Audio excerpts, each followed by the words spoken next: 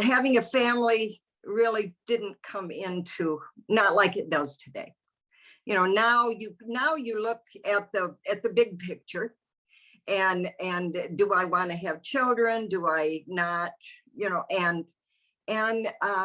But then again, if I'd have did that, I wouldn't have had my children.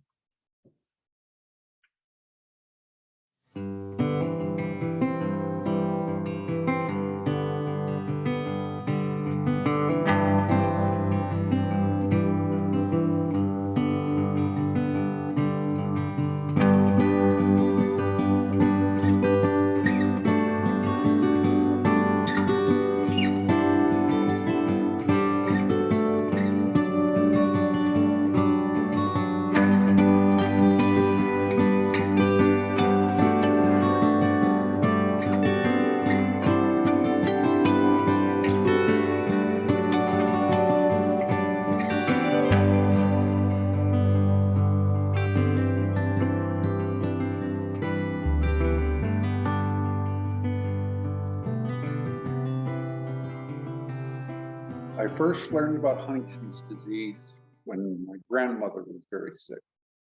And my grandmother came to live with us when she could no longer take care of herself.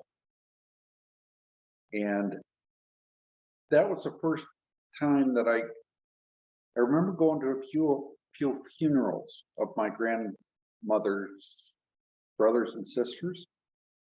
And I don't think I knew exactly it was Huntington's then, but I knew it was something different because all of them had the same thing.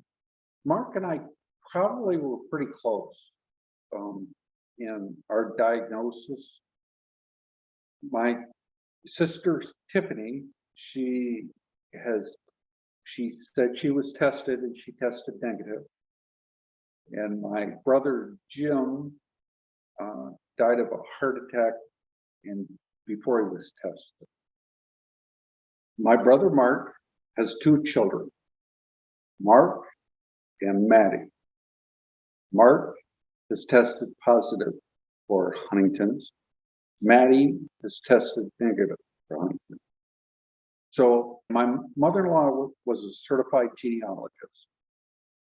And I had been talking to her about the idea of doing genealogy for HD if it was possible.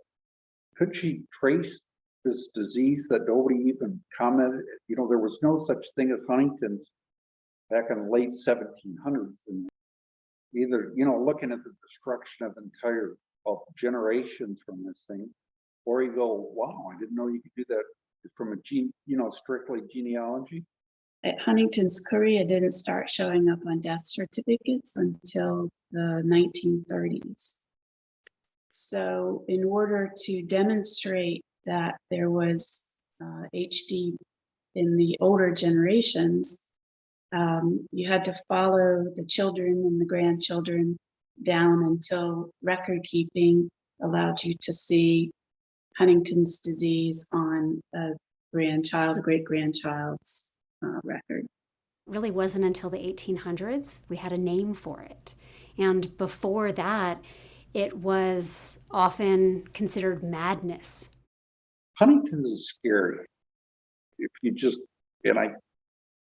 it can be scary from people looking at it. For sort of past cultures and past parts of our society, HD would be a reason to be vilified and shut away. And I do think that families over time have become more and more insular in how they've approached the disease. And I think we're starting to come through that a little bit in this century, that maybe some of the shame and guilt and fear, we're working through that now that we have a name and a medical community that can support families affected by HD. So while HD is hard, it is important to remember that love is stronger, and that the relationships that you build and the information that you come armed with are powerful. many generations before have dealt with it and, had their lives and had their jobs and had their children and their families, and we do too. There's a whole lot there in life besides the Huntington's disease, and so I think it's important to see it, to know that you're not alone in all of this. Well, I made a decision that I wasn't going to have children right after I tested in 1993. I met my wife a few years later, and she had already been married once. And I told her that I wasn't interested in having children because of Huntington, but she already had 2 boys, so it was exactly what I was looking for. So. As a mother, I just wished that they could have a better quality of life than what they have, even though Dave is amazing. Mark is now with his son Mark, and they live in Arizona, and he's very happy there. And it just is, it's not a sad crying. It's mixed. When I was in the Air Force I was working in the Pentagon. My mom visited, and she was really worried about it. Went and saw his palm reader.